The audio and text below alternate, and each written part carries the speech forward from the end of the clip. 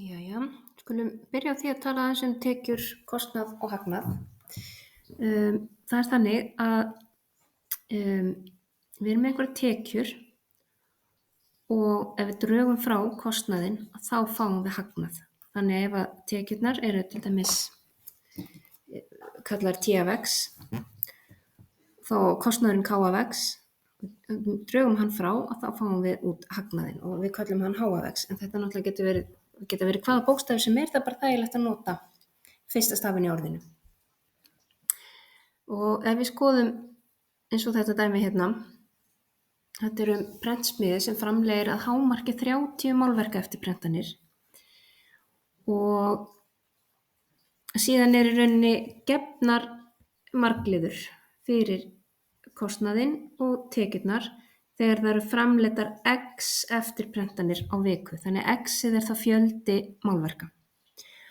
Og hér er ég búin að skrifa upp margliðurnar, KFX og TFX og þá finna hagnaðinn.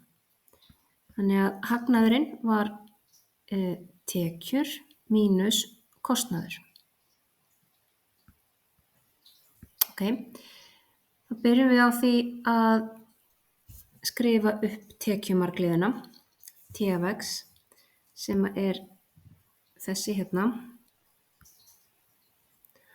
og drögum svo kostnaðinn frá.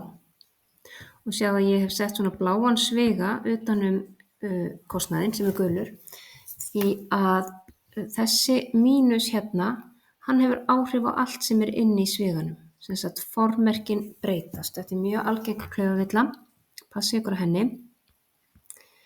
Þannig að það er bara gott að fara vel í gegnum þetta. Næsta sem ég geri er að ég einfalda tekjumargliðina. Ég sem sagt er að margfalda x-ið hérna inn í þennan sviga. Þá fæ ég 1200x mínus 20x í næstu línu. Og síðan breyti ég þessum formerkjum sem ég var að tala áðan og lokasvarið verður þá mínus 30x í öðru. Það er sem sagt hér eru mínus 10x og hér eru mínus 20x. Það verða mínus x í öðru það verða mínus 30x í öðru. Síðan eru hérna 1200x og hér eru mínus 80x sem gefur mér 1120x. Og svo er hérna mínus 5000. Þannig ég byrja alltaf á því að taka hæsta veldið og setja það fremst. Og svo næsta veldi og svo töluna aftast. Það er ágætt að venja sig á það þó að geti verið öfugt í einhverju svörum. Þetta er sem sagt hagnaðurinn. Og það þarf að athuga það að þó sé ekki spurt það, að það er mest framleitt bara 30. Þannig að fjöldi málverka er á milli 0 og 30.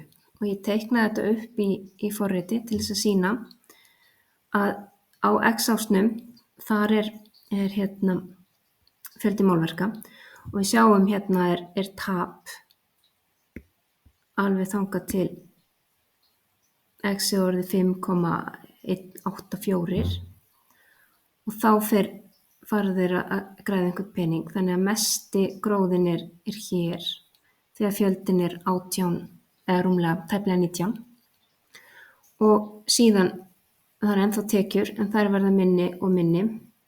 Þannig að það er hagkvæmast að framleiða 18 til 19 eftirprentanir á viku. En stæðurnar eru gefnar.